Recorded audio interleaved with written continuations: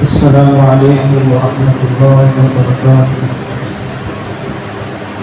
الحمد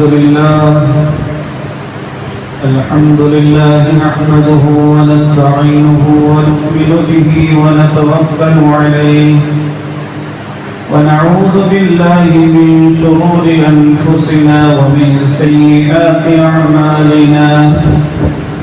من يهده الله فلا مضل له ومن يضلل فلا هادي له. وأشهد أن لا إله إلا الله وحده لا شريك له لا ضد له ولا ند له ولا مثيل. ونشهد أن محمدا عبده ورسوله وحبيبه وخليله بلغ الرسالة وأدى الأمانة صلى الله عليه وعلى آله وأصحابه وبارك وسلم تسليما كثيرا أما بعد فأعوذ بالله من الشيطان الرجيم. بسم الله الرحمن الرحيم. إنما الصدقات للفقراء والمساكين والعاملين عليها والمؤلفة قلوبهم وفي الرقاب والغارمين وفي سبيل الله وابن السبيل فريضة من الله والله عليم حكيم. صدق الله العظيم. إنما الأعمال بالنيات وإنما لامرئ ما نوى. فمن كانت هجرته إلى دنيا يصيبها أو إلى امرأة ينكحها فهجرته إلى ما هاجر إليه. صدق رسوله النبي الكريم. സർവശക്തനായ അല്ലാഹു സുബ്ഹാനഹു വ തആല നാം ഏവരെയും അനുഗ്രഹിക്കുമാറാകട്ടെ. അല്ലാഹു സുബ്ഹാനഹു വ തആല നമുക്ക് തൃപ്തിപ്പെട്ട് നൽകിയ ദീനാണ് വിശുദ്ധ ഇസ്ലാം. ആ ഇസ്ലാമിന്റെ പഞ്ചസ്തൂപങ്ങളിൽ വളരെ പ്രധാനപ്പെട്ട ഒരു കർമ്മമാണ് സകാത്ത്. വിശുദ്ധ ഖുർആനിൽ അല്ലാഹു സുബ്ഹാനഹു വ തആല നമസ്കാരത്തിന്റെ കൂട്ടത്തിൽ 82 സ്ഥലങ്ങളിൽ സകാത്തിനെ കുറിച്ച് പ്രത്യേകമായി പ്രതിപാദിച്ചിട്ടുണ്ട്. സകാത്തിന്റെ പ്രാധാന്യം സമുദായം മനസ്സിലാക്കുന്നതിന് വേണ്ടിയാണ് 82 സ്ഥലങ്ങളിൽ നമസ്കാരത്തിന്റെ കൂട്ടത്തിൽ അല്ലാഹു സകാത്തിനെ ആവർത്തിച്ച് പ്രതിപാദിച്ചിരിക്കുന്നത്. സൂറത്തുൽ ബഖറ മുതലുള്ള അധ്യായങ്ങളിൽ അല്ലാഹു സുബ്ഹാനഹു വ തആല ഇക്കാര്യം വളരെ കൃത്യമായി വിവരിച്ചിരിക്കുകയാണ്. അഖീമുസ് സ്വലാത വആതുസ് സകാത വർകഉ മഅർ റാകിഈൻ. നിങ്ങളുടെ നമസ്കാരം നിലനിർത്തണം, സകാത്ത് കൊടുത്തു വീടണം, ജമാഅത്തായി നമസ്കാരം നിർവഹിക്കണം. ഇതുപോലെ നമസ്കാരത്തിന്റെ കൂട്ടത്തിൽ അല്ലാഹു സുബ്ഹാനഹു വ തആല വിശുദ്ധ ഖുർആനിൽ സകാത്തിനെ കുറിച്ച് പ്രതിപാദിച്ചിരിക്കുകയാണ്. അല്ലാഹുവിന്റെ പ്രവാചകൻ മുഹമ്മദ് മുസ്തഫ സല്ലല്ലാഹു അലൈഹി വസല്ലം തങ്ങൾ മക്കയിൽ നിന്നും മദീനയിലേക്ക് പലായനം ചെയ്തു പോയതിന്റെ 2ാം വർഷമാണ് സകാത്ത് ഈ സമുദായത്തിന് നിർബന്ധമാക്കപ്പെടുന്നത്. സകാത്ത് എന്ന അറബി പദത്തിന് ധാരാളം അർത്ഥങ്ങളുണ്ട്. ഒന്ന് സംസ്കരണം എന്നാണ്. നമ്മൾ സമ്പത്തിന്റെ സകാത്ത് കൊടുത്തു വീടുന്നതിലൂടെ സമ്പത്തിന്റെ മാലിന്യങ്ങൾ പൂർണ്ണമായി ഉന്മൂലനം ചെയ്യപ്പെട്ട് ആ സമ്പത്ത് സംസ്കരിക്കപ്പെട്ട് വിശുദ്ധമാവുകയാണ്. വിശുദ്ധ ഖുർആനിൽ അല്ലാഹു സുബ്ഹാനഹു വ തആല പറയുന്നുണ്ട്, ഖുദ് മിൻ അംവാലിഹിം സദഖതൻ തുതഹിറുഹും വതുസക്കിഹിം ബിഹാ വസല്ലി അലൈഹിം ഇന്ന സ്വലാതക സകറുൻ ലഹും ഖുദ് മിൻ അംവാലിഹിം സദഖതൻ. നിങ്ങൾ സമ്പത്തിന്റെ സകാത്തിനെ സമ്പന്നരിൽ നിന്ന് കൈപ്പറ്റണം. തുതഹിറുഹും, നിങ്ങൾ അതിലൂടെ അവരെ വിശുദ്ധമാക്കും. വതുസക്കീഹിം, അവരെ സംസ്കരിക്കും. ബിഹാ, ആ സകാത്തിലൂടെ. വസല്ലി അലൈഹിം, ഏ മുഹമ്മദേ, സകാത്തിന്റെ അവകാശികൾ സകാത്ത് നൽകിയാൽ അവർക്ക് വേണ്ടി നിങ്ങൾ പ്രാർത്ഥിക്കുകയും ചെയ്യണം. ഇന്ന സലാതക സകറുൻ ലഹും, നിങ്ങൾ അവർക്ക് വേണ്ടി ചെയ്യുന്ന പ്രാർത്ഥന അവരുടെ ഹൃദയങ്ങൾക്ക് ആനന്ദം പകരും.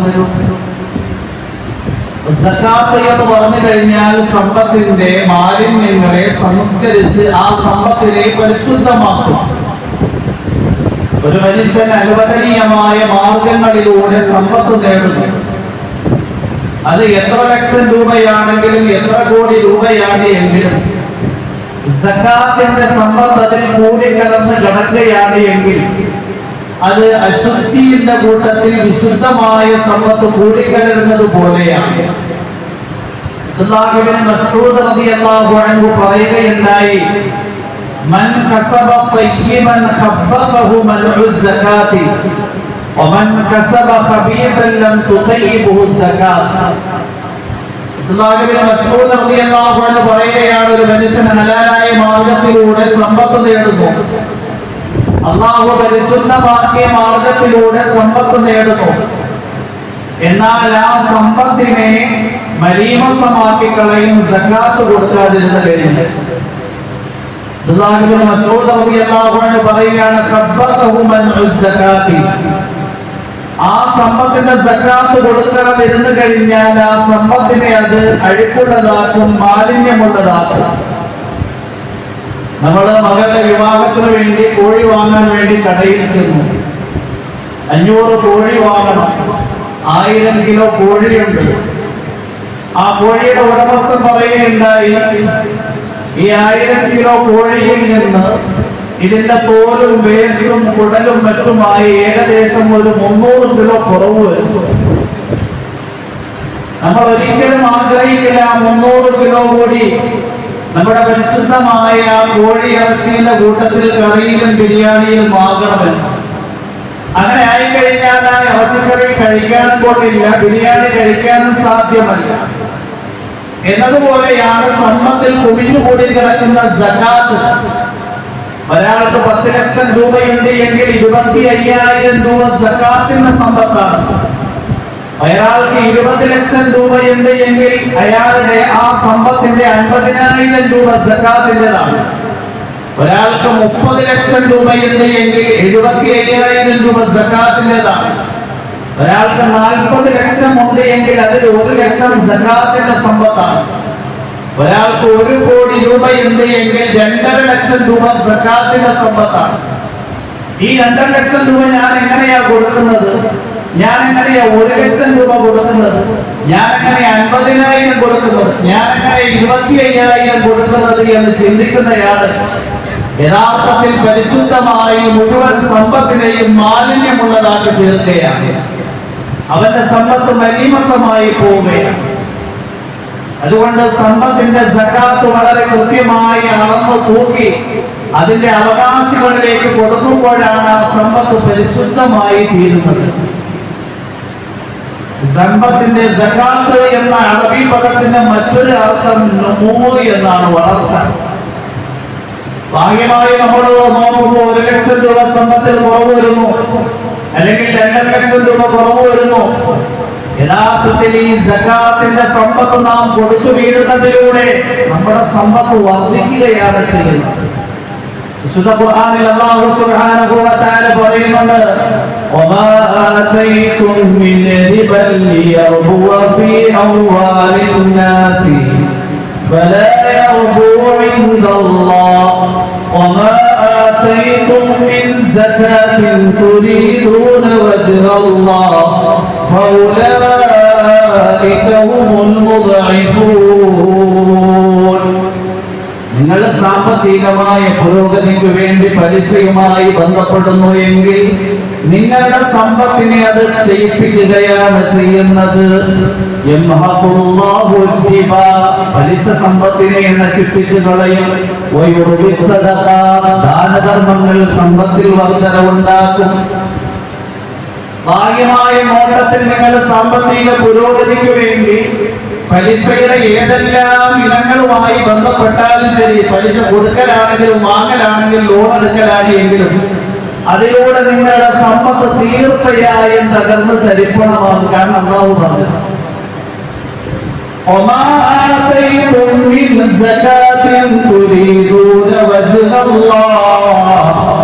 അല്ലാഹുവിന്റെ പ്രീതി കാംക്ഷിച്ചുകൊണ്ട് നിങ്ങൾ സകാത്ത് കൊടുത്തു വീടുന്നു എങ്കിൽ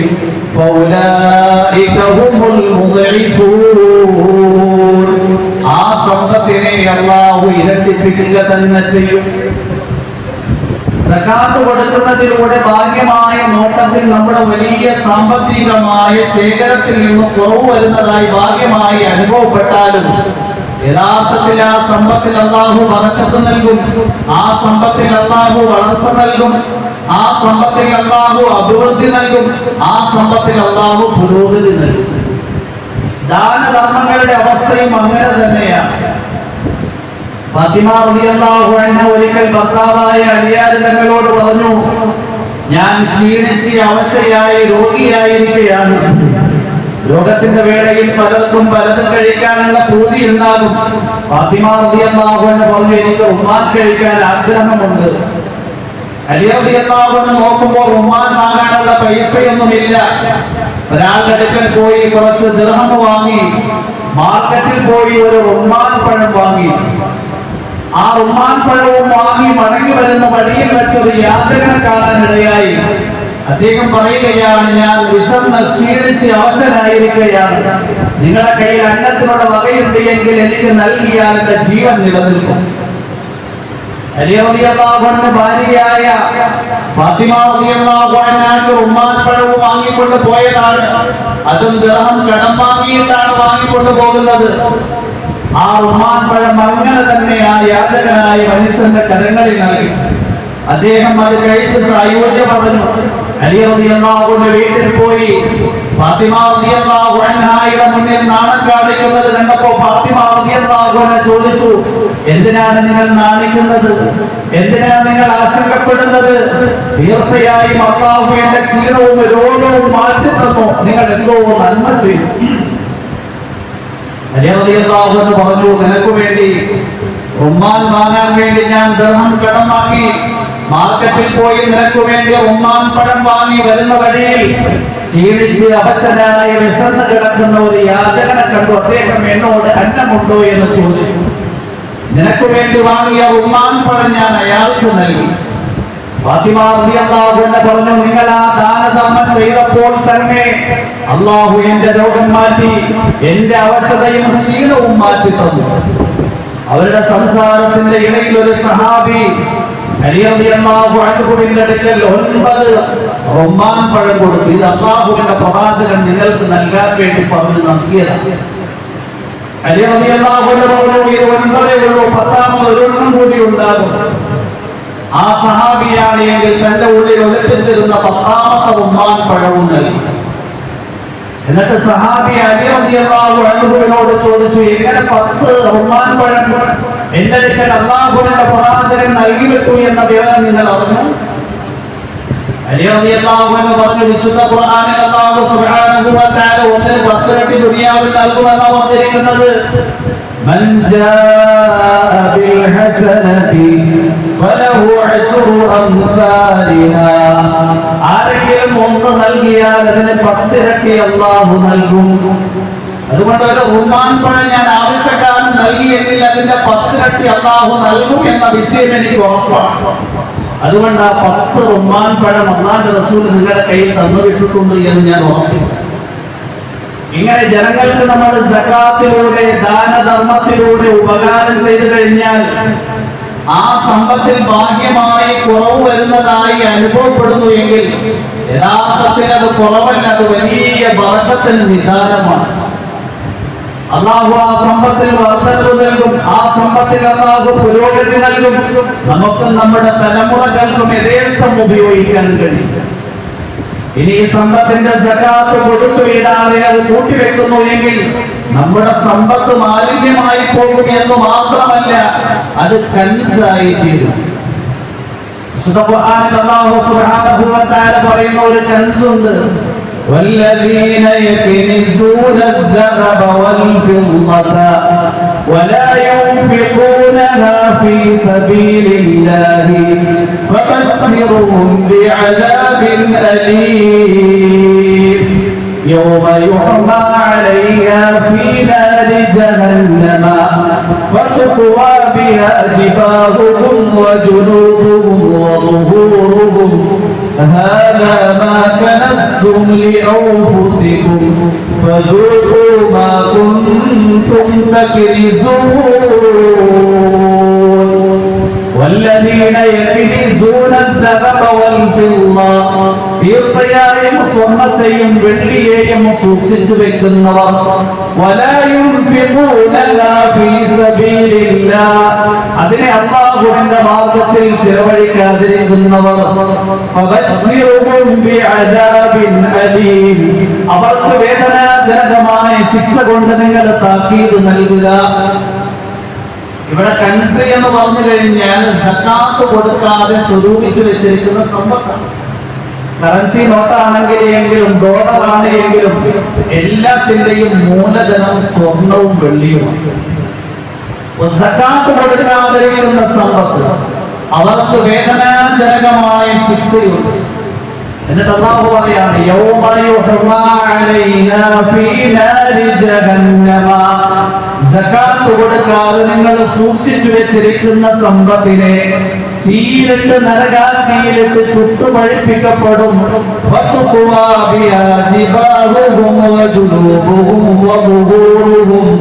അതുകൊണ്ട് നിങ്ങളുടെ നെറ്റിത്തടങ്ങളെയും പാർശ്വങ്ങളെയും മുതുകിനെയും ചൂടാക്കപ്പെടും.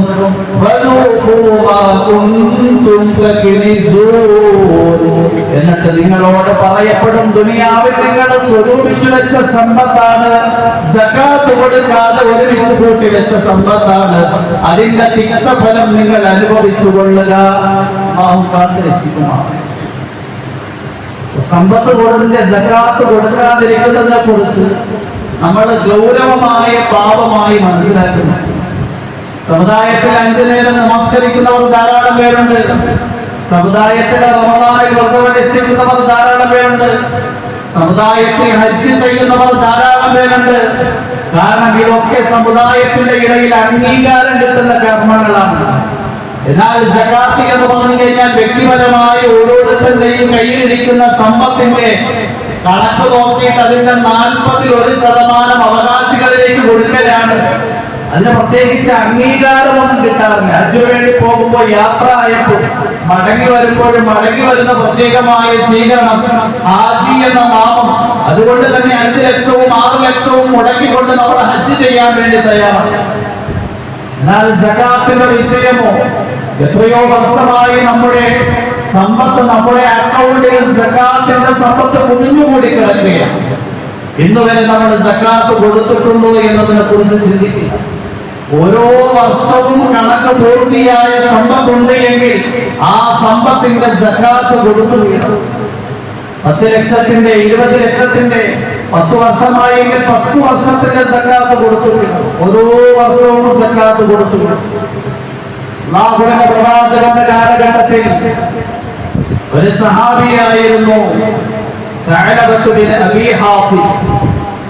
അല്ലാഹുവിന്റെ പ്രവാചകന്റെ അടുക്കൽ വന്നിട്ട് പറഞ്ഞു, അല്ലാഹുവിന്റെ പ്രവാചകരെ, നിങ്ങൾ അല്ലാഹുവോട് എനിക്ക് സമ്പത്ത് കിട്ടാൻ വേണ്ടി ദുആ ചെയ്യണം. നബി തങ്ങൾ ആ സഹാബിയെ നിരുത്സാഹപ്പെടുത്തി, സമ്പത്ത് കിട്ടിയാൽ നിങ്ങൾ അല്ലാഹുവിനെ മറന്നു കളയും, നിങ്ങൾക്ക് പിന്നെ അല്ലാഹുവിന്റെ വിധിവിലക്കുകൾ പാലിക്കാൻ സമയം കിട്ടില്ല, അതുകൊണ്ട് എന്നെ പോലെ ദരിദ്രനായി കഴിഞ്ഞുകൂടും. രണ്ടാമത് വന്നിട്ട് അല്ലാഹുവിന്റെ പ്രവാചകരോട് ആവശ്യപ്പെടുകയാണ്, അല്ലാഹുവിന്റെ പ്രവാചകരെ,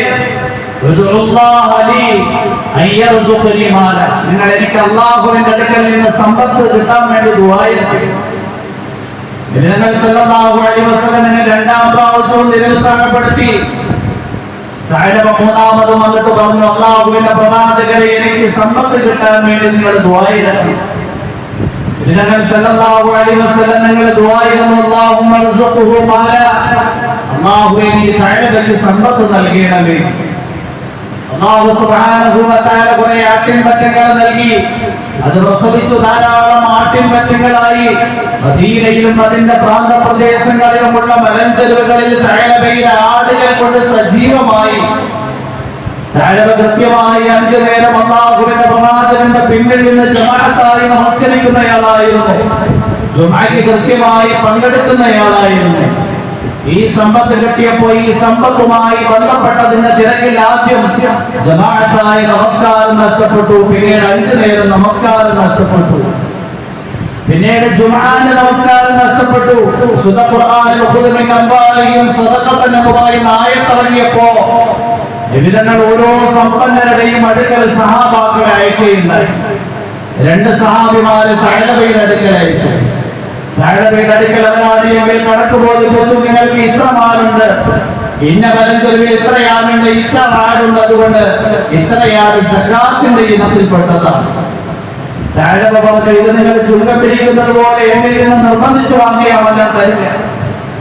അല്ലാഹുവിന്റെ പ്രവാചകന്റെ അടുക്കൽ സഹാബിമാര് പോയിട്ട് പറഞ്ഞു, സഅലബ സമ്പത്തിന്റെ സകാത്ത് നൽകില്ല എന്ന് പറഞ്ഞിരിക്കുകയാണ്. ഈ സന്ദർഭത്തിൽ അല്ലാഹു സുബ്ഹാനഹു വ തആല വിശുദ്ധ ഖുർആനിൽ ആയത്തിനെ അവതരിപ്പിക്കുകയുണ്ടായി.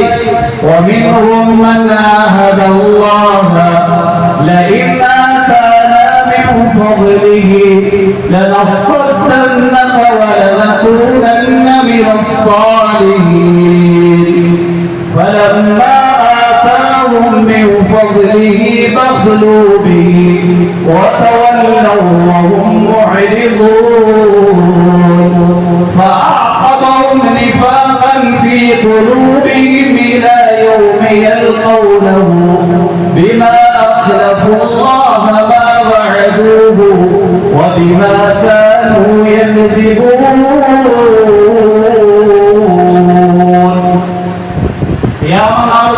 സമുദായത്തിൽ എത്ര വലിയ താക്കീതാണ്.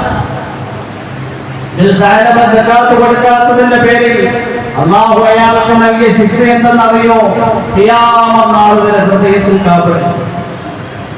ഈ കാവട്യത്തോടു കൂടി തന്നെ അദ്ദേഹത്തിന് മരണപ്പെടേണ്ടി വന്നു.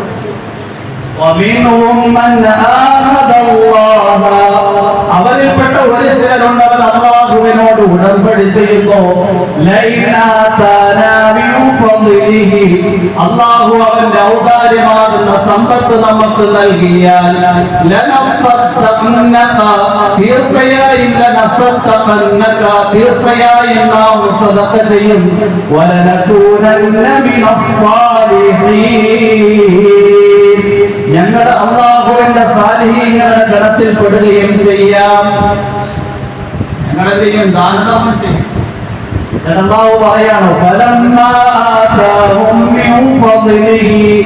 അല്ലാഹു അവന്റെ ഔദാര്യമാകുന്ന സമ്പത്ത് അവർക്ക് നൽകിയപ്പോ ആ സമ്പത്ത് കൊടുക്കുന്നതിന് പകരം അവരെ എടുത്തു കാണിക്കുകയാണ് ചെയ്തത്.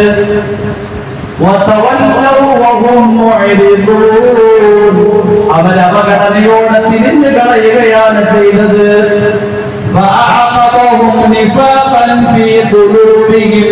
അതിന്റെ അനന്തര ഫലമായി അവരുടെ ഹൃദയങ്ങളിൽ അല്ലാഹു കാപട്യത്തെ തീരുമാനിച്ചു. അല്ലാഹുവിനെ അവർ കണ്ടുമുട്ടുന്ന ദിവസം വരെ, അന്ത്യദിനം വരെ.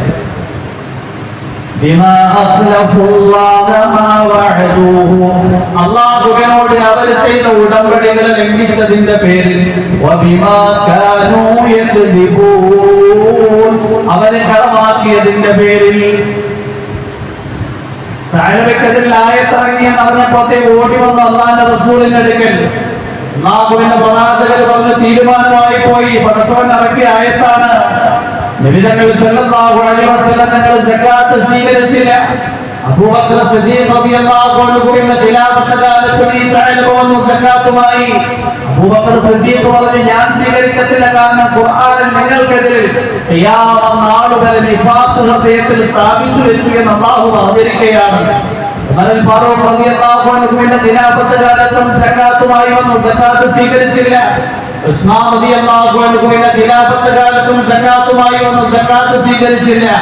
അങ്ങനെ ഉസ്മാൻ റളിയല്ലാഹു അൻഹുവിന്റെ ഖിലാഫത്ത് കാലത്ത് മുനാഫിഖായി അവൻ മരണപ്പെട്ടു പോവുകയാണ്. ഒരു ചില മുഫസ്സിരീങ്ങൾ പറയുന്നു, കാപട്യത്തിന്റെ അടയാളമാണ് സക്കാത്ത് കൊടുക്കാതിരിക്കുക എന്ന്.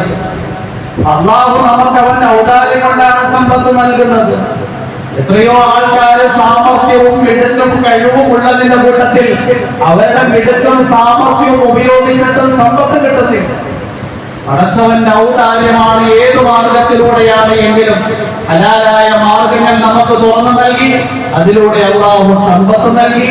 ആ സമ്പത്തിന്റെ സക്കാത്തിന് നാം കൊടുത്തുവിടാൻ തയ്യാറാണ്. അല്ലാഹുവിന്റെ പ്രവാചകൻ മുഹമ്മദ് മുസ്തഫ സല്ലല്ലാഹു അലൈഹി വസല്ലം തങ്ങൾ പറയുകയുണ്ടായി, മാ തലിഫ മാലുൻ ഫീ ബത്തിൻ വലാ ബഹരിൻ ഇല്ലാ ബിഹബസി സകാത്തി. കരയിലോ കടലിലോ ആരുടെയെങ്കിലും സമ്പത്ത് ഏതെങ്കിലും രീതിയിൽ നഷ്ടപ്പെടുന്നു എങ്കിൽ സക്കാത്ത് കൊടുക്കാത്തത് കൊണ്ട്. പല രീതിയിൽ മനുഷ്യന്റെ കയ്യിൽ നിന്ന് സമ്പത്ത് നഷ്ടപ്പെടാറുണ്ട്.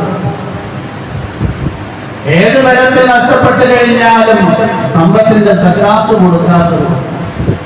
അതുകൊണ്ട് അല്ലാഹുവിന്റെ പ്രവാചകൻ പഠിപ്പിക്കുകയാണ്, അസിനു അംവാലകും ബിസ്സകാത്തി വദാഉ മർളാകും ബിസ്സദഖത്തി വസ്തഖ്ബിലു അംവാജൽ ബലാഇ ബിദ്ദുആഇ വത്തദറുഇ. നിങ്ങൾ ഓരോരുത്തരും നിങ്ങളുടെ സമ്പത്തുകളെ സുരക്ഷിതമായ കോട്ടയിലാക്കണം സക്കാത്തിലൂടെ.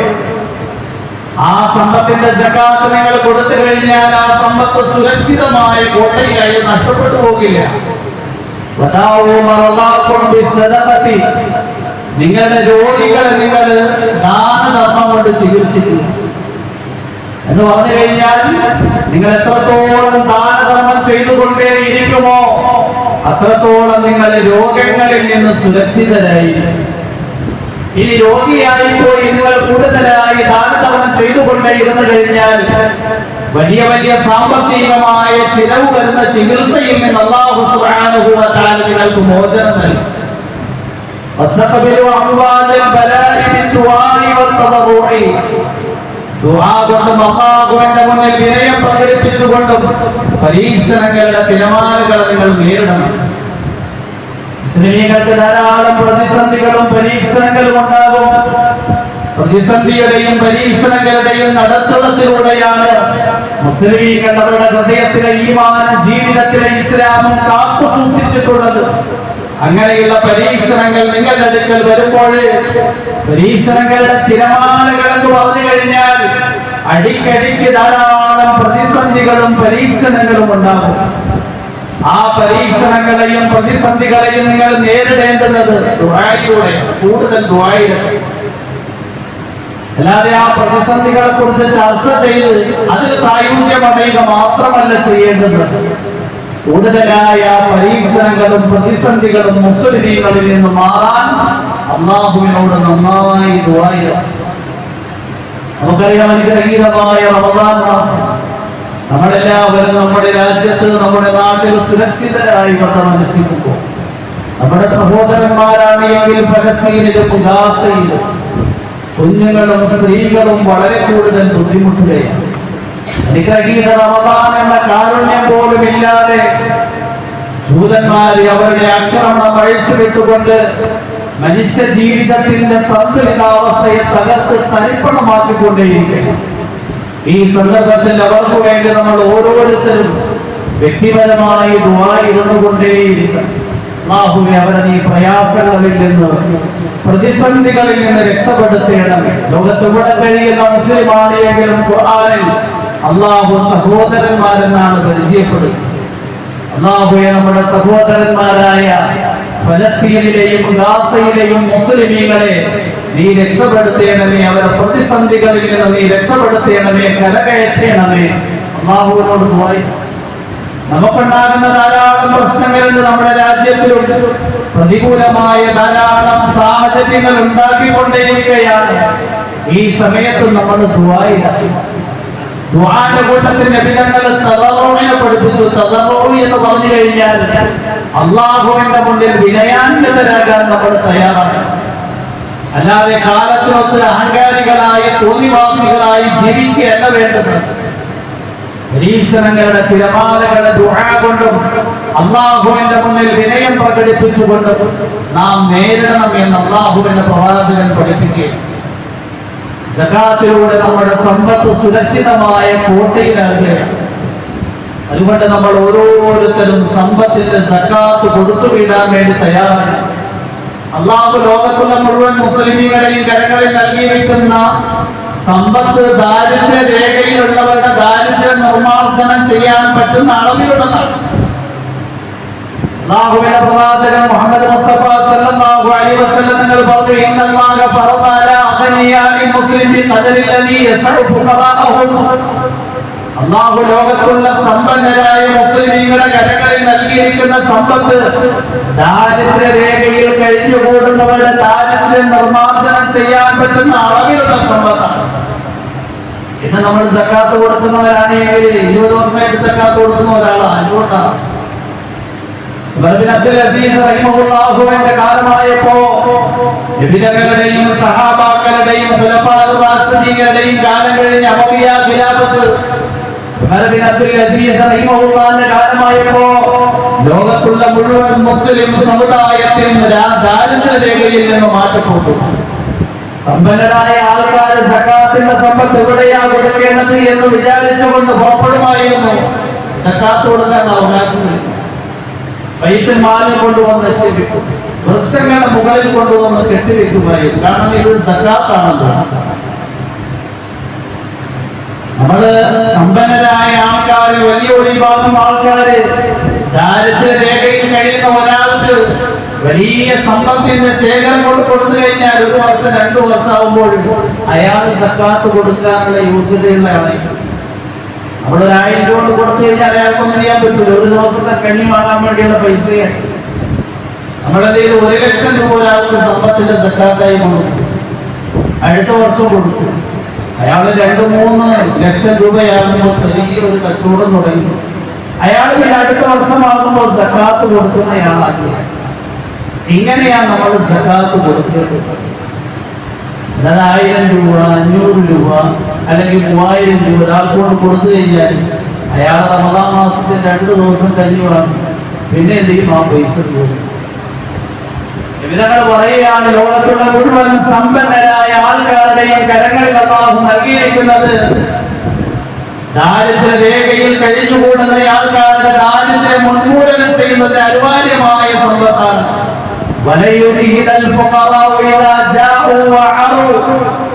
ലോകത്ത് ഏതെങ്കിലും പാവപ്പെട്ടവൻ പട്ടിണി കൊണ്ടോ വസ്ത്രമില്ലാതെയോ പൊറുതികേട് അനുഭവിക്കുന്നു എങ്കിൽ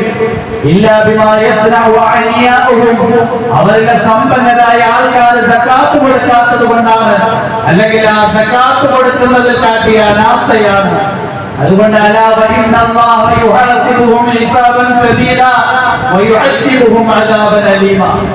അങ്ങനെയുള്ള സമ്പന്നരായ ആൾക്കാരെ നാളെ മഹ്ശറിൽ വിളിച്ചു നിർത്തി അല്ലാഹു കഠിനമായ വിചാരണ ചെയ്യും.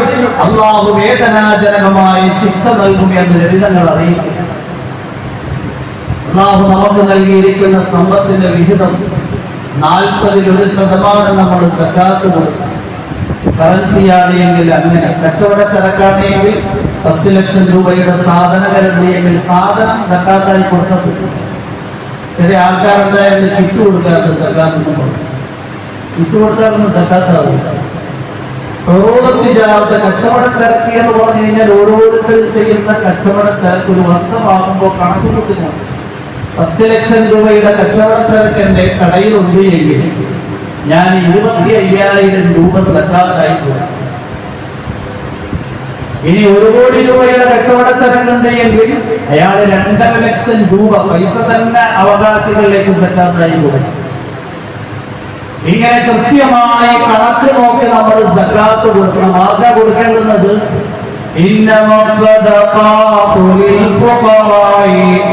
والمساكين والعاملين عليها والمؤلفة قلوبهم وفي الرقاب والغارمين وفي سبيل الله وابن السبيل فريضة من الله والله عليم حكيم. إنما الصدقات തീർച്ചയായും സകാത്ത് കൊടുത്തു വീടാൻ ബാധ്യസ്ഥരായ ആർക്കാണ് സകാത്ത് കൊടുക്കേണ്ടുന്നത്? ലിൽ ഫുഖറായി ദാരിദ്ര്യമുള്ളവർക്കാണ്, വൽ മസാകീൻ അഗതികൾക്കാണ്. ഇവിടെ ഫുഖറാ മസാകീൻ രണ്ട് വിഭാഗം ആൾക്കാരെ കുറിച്ച് പറയും. ഫുഖറാ എന്ന് പറഞ്ഞു കഴിഞ്ഞാൽ ജോലിയും കൂലിയൊന്നും ഇല്ലാത്തയാണ്. ധാരാളം പേര് നമ്മുടെ സമുദായത്തിൽ അങ്ങനെ കാണാൻ പറ്റും. ധാരാളം പേര് ധാരാളം ജോലിയൊന്നും ചെയ്താലും സക്സസ് ആവുക. അങ്ങനെയുള്ള ആൾക്കാർ ഫുഖറാക്കളാണ്. അവർ ഏതെങ്കിലും ജോലിക്ക് പോയാലും അവർക്ക് ഒരു ദിവസം 500 രൂപയുടെ ആവശ്യമുണ്ട്. അവർക്ക് കിട്ടുന്നത് 200 രൂപയാണ്, പദ്ധതിയേക്കാൾ താഴെയായി. അങ്ങനെയുള്ള ആൾക്കാരെയാണ് ഫുഖറാക്കൾ എന്ന് പറയുന്നത്. മസാക്കീൻ എന്ന് പറഞ്ഞു കഴിഞ്ഞാൽ ജോലിയും കൂലിയൊക്കെ ഉണ്ട്, പക്ഷേ ആ ജോലിയും കൂലിയും കൊണ്ട് അവർക്ക് ജീവിക്കാൻ മതിയാകുന്ന സമ്പത്ത് കിട്ടും. 500 രൂപ ഒരു ദിവസം ചെലവുണ്ട്. അയാൾക്ക് ജോലിയുണ്ട്, അയാൾ അങ്ങേയറ്റം പോയി കഴിഞ്ഞാൽ ഒരു 400-450 രൂപ സമ്പാദിക്കും. അപ്പൊ അയാൾക്ക് ആവശ്യം പൂർത്തിയാകുന്ന സമ്പത്ത് കിട്ടുന്നില്ല. അങ്ങനെയുള്ള ആൾക്കാരും മിസ്കീന്മാർ നമ്മുടെ കുടുംബത്തിലും നാട്ടിലും ധാരാളം വരും. ആ സകാത്തിന് വേണ്ടി പണിയെടുക്കുന്ന ആൾക്കാര് ഇസ്ലാമിക ഹുക്കൂമത്ത്, ഇസ്ലാമിക അധികാരമുള്ള രാജ്യങ്ങളിൽ അങ്ങനെയുള്ള ആൾക്കാർ അവിടത്തെ സകാത്ത് സ്വരൂപിച്ച് ബൈത്തുൽ മാലിൽ നിക്ഷേപിച്ചിട്ടാണ് അവകാശികൾക്ക് കൊടുക്കുന്നത്. നമ്മുടെ രാജ്യങ്ങളിൽ അങ്ങനെയുള്ള സംവിധാനങ്ങളില്ല. ഇസ്ലാമിക ഹുക്കൂമത്തല്ല നമ്മുടെ രാജ്യം. അതുകൊണ്ട് വ്യക്തിപരമായി തന്നെ എല്ലാവരും അവരുടെ സമ്പത്തിന്റെ സകാത്ത് കൊടുക്കണം. പിന്നെ വേണമെങ്കിൽ ഒരാളെ ഏൽപ്പിക്കാൻ വക്കീൽ എന്ന നിലയിൽ ചുമതലക്കാരൻ, അയാൾക്ക് സകാത്ത് കൊടുക്കാൻ വേണ്ടി യാതൊരു നിലയിലും ബാധ്യതയില്ല. എന്റെ സമ്പത്തിന്റെ സകാത്താണ് നിങ്ങൾ എന്റെ ഈ അവകാശികൾക്ക് കൊടുത്തു എന്ന് പറഞ്ഞുകൊണ്ട് ഒരാളെ നമുക്ക് ഏൽപ്പിക്കും. അയാളെ കുറിച്ച് ആമിലി എന്നല്ല പറയുന്നത്, വക്കീലി എന്നാ പറയുന്നത്. സമ്പത്തിന്റെ സകാത്ത് മറ്റൊരാൾക്ക് കൊടുക്കാൻ ഏൽപ്പിച്ചയാൾ, ആ ഏൽപ്പിക്കപ്പെട്ടയാൾ ഒരിക്കലും എന്ത് ചെയ്യാൻ പാടില്ല, ആ സമ്പത്തിന്റെ സകാത്ത് അയാൾക്ക് കൊടുക്കാൻ പറ്റും.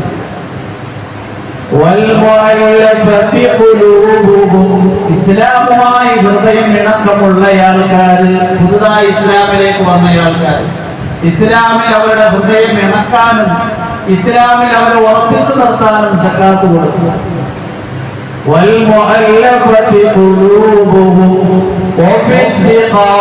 മോചനപത്രമേകിയ അടിമകൾക്കും കടം കൊണ്ട് വലഞ്ഞവർക്ക്,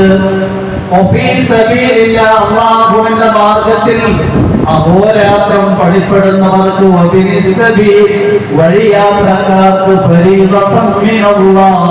അല്ലാഹുവിൽ നിന്ന് നിശ്ചയിച്ചിരിക്കുന്ന നിർബന്ധ ബാധ്യതയാണിത്. നമ്മുടെ നാട്ടിൽ സർവ്വസാധാരണമായുള്ളതെന്ന് ഫുഖറാക്കളുണ്ട്, 2 മുസ്ലിമാരുണ്ട്, 3 കടം കൊണ്ട് വരഞ്ഞവർ, 4 ഒരു ചില പ്രദേശങ്ങളിൽ പുതുതായി ഇസ്ലാമിലേക്ക് വന്നവരുണ്ട്. അങ്ങനെയാണെങ്കിൽ നമ്മുടെ സമ്പത്തിനെ 4ആയി നമ്മൾ വായിക്കും. 4 ലക്ഷം രൂപ സകാത്ത് ഉണ്ട് എങ്കിൽ 1 ലക്ഷം രൂപ ഫഖീർ, 1 ലക്ഷം രൂപ മിസ്കീൻ, 1 ലക്ഷം രൂപ കടം കൊണ്ട് വന്നവർ, 1 ലക്ഷം രൂപ പുതുതായി ഇസ്ലാമിലേക്ക് വന്നയാൾ. എന്നിട്ട് എന്ത് ചെയ്യാം? ഈ ഫഖീർ 10 പേരുണ്ട്, 10,000 രൂപ വെച്ച് കൊടുക്കാം. മിസ്കീൻ എന്തെങ്കിലും 10 പേരുണ്ട്, അവരിൽപ്പെട്ട ഒരാൾക്ക് 50,000 കൊടുത്തു, ബാക്കിയുള്ളവർക്ക് ബാക്കി എന്ത് ചെയ്യാൻ തഖ്സീം ചെയ്യും. ഈ രൂപത്തിലായിരിക്കണം സമ്പത്തിന്റെ സകാത്ത് നാം വിഹിതം വെക്കണം. ഓരോരുത്തർ അനുഗ്രഹീത റമദാനിലെ സകാത്തിനെ കുറിച്ച് പറയുന്നത്, റമദാനിലാണ് നമ്മൾ എന്ത് ചെയ്യുന്നത്? കൈയറിഞ്ഞ് ചെലവഴിക്കുന്നത്. റമദാനിൽ സകാത്ത് കൊടുത്തു കഴിഞ്ഞാൽ കൂടുതൽ നന്മയുണ്ട് എന്നതുകൊണ്ടാണ് റമദാനിൽ ഈ സകാത്തിനെ കുറിച്ച് പറയുന്നത്. അനുഗ്രഹീത റമദാനിൽ അവസാനത്തെ 10 നമ്മിലേക്ക് സമാഗതമാകാൻ വേണ്ടി പോകുന്നത്. ഈ 10 എന്ന് പറഞ്ഞു കഴിഞ്ഞാൽ ഏറ്റവും നരകമോചനത്തിന് വേണ്ടി അല്ലാഹു നിശ്ചയിച്ചിരിക്കുകയാണ്. ഈ അവസാനത്തെ 10 ദിനരാത്രങ്ങളിൽ നമ്മുടെ ശുഷ്കാന്തിയോടെ ഇബാദത്തുകളിൽ നിരതമാകേണ്ടുന്ന ദിനരാത്രങ്ങളാണ്. സാധാരണയായി അവസാന 10 ആകുമ്പോൾ പെരുന്നാളിന്റെ പർച്ചേസും കച്ചവടവുമായിട്ട് നമ്മുടെ അമലുകളിൽ നിന്ന് അശ്രദ്ധരായി പോകുന്ന ദാരുണമായ അവസ്ഥ ഉണ്ടാകാറുണ്ട്. അതുകൊണ്ട് നമ്മൾ ഓരോരുത്തരും കച്ചവടക്കാരാണെങ്കിൽ കച്ചവടം ചെയ്തു, ഉദ്യോഗസ്ഥരാണെങ്കിൽ ഉദ്യോഗം ചെയ്തു, കുഴപ്പമില്ല. പക്ഷെ ഒഴിവായ സമയങ്ങളിൽ പള്ളികളെ അവലംബിക്കണം. ഖുർആനിൽ അല്ലാഹു പറഞ്ഞത് വഅൻതും ആകിഫൂന ഫിൽ മസാജിദ്. റമദാനെ കുറിച്ച് പറഞ്ഞിട്ട് റമദാനിൽ ചെയ്യേണ്ട അമലുകൾ വിശദീകരിക്കുന്നിടത്താണ് ഇഅ്തികാഫിനെ പറയുന്നത്. അല്ലാഹുവിന്റെ പ്രവാചകൻ പറയുകയുണ്ടായി, മനിയഅ്തഖഫ അശറൻ മിൻ റമദാൻ കാന കഹജ്ജതൈനി വഉംറതൈനി. ആരെങ്കിലും റമദാനിലെ 10 ദിനരാത്രങ്ങളിൽ പള്ളികളിൽ ഇഅ്തികാഫിരിക്കുന്നു എങ്കിൽ അയാൾ 2 ഹജ്ജും 2 ഉംറയും ചെയ്തയാളെ പോലെയാണ്. അല്ലാഹുവിന്റെ പ്രവാചകന്റെ മറ്റൊരു വചനം ഇപ്രകാരം കാണാം, അൽ മുഅ്തഖിഫു യഅ്തഖിഫു മിനദ് ദുനൂബ്. പള്ളികളിൽ ഇഅ്തികാഫിരിക്കുന്ന ആൾക്കാർ എല്ലാ പാപങ്ങളിൽ നിന്നും സുരക്ഷിതരായിരിക്കും. എന്നാണെങ്കിൽ പാപങ്ങളുടെ അന്തരീക്ഷമാണ്. നമ്മൾ വെളിയിലിറങ്ങി ശ്വസിക്കുന്ന വായു വരെയും പാപലിപ്തമാണ്. അങ്ങനെ പാപങ്ങൾ വളരെ കൂടുതൽ പരസ്യമാകുകയും വ്യാപിക്കുകയും ചെയ്യുന്ന ഈ സന്ദർഭങ്ങളിൽ പള്ളികളെ ശരണം പ്രാപിക്കൽ പാപങ്ങളിൽ നിന്ന് സുരക്ഷിതത്വത്തിനുള്ള നിദാനമാണ്.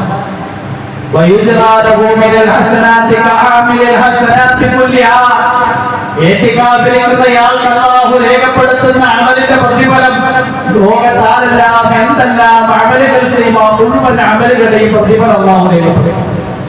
അതുകൊണ്ട് അനുഗ്രഹീത റമദാനിലെ അവസാനത്തെ 10 ദിനരാത്രങ്ങളെ അമൂല്യമായി കണ്ടുകൊണ്ട് പള്ളികളെ ശരണം പ്രാപിച്ച് പള്ളികളിൽ ഇഅ്തികാഫിരുന്ന് ഖുർആൻ ഓതി ദിക്ർ ചെയ്യും, ദുആ ചെയ്യും. ഇനി പകലിൽ ആർക്കെങ്കിലും ജോലി ഉണ്ടെങ്കിൽ രാത്രി പള്ളികളിൽ കഴിഞ്ഞുകൂടി പള്ളിയിൽ വെറുതെ കിടന്ന് ഉറങ്ങിയാലും ഇഅ്തികാഫിന്റെ നിയത്തോടു കൂടിയാണ് എങ്ങനെയാണ് ഇബാദത്തിലായിരുന്നു. എല്ലാ നന്മകളും പള്ളിയുടെ പുറത്ത് നിന്ന് ചെയ്യുന്നയാളുടെ ജോലി പള്ളിയിൽ ഇഅ്തികാഫിന്റെ നിയത്തോടെ കിടന്നുറങ്ങുന്നയാൾക്ക്. അതുകൊണ്ട് നമ്മൾ രാത്രികളിലെങ്കിലും പള്ളികളിൽ ശരണം പ്രാപിച്ചു പള്ളികളിൽ ഇബാദത്തുകളിൽ കഴിഞ്ഞുകൂടി സർവശക്തനായ അല്ലാഹു തൗഫീഖും ഹിദായത്തും പ്രദാനം ചെയ്യുമാറാകട്ടെ. വആഖിറു ദുആഇ അൽഹംദുലില്ലാഹി റബ്ബിൽ ആലമീൻ.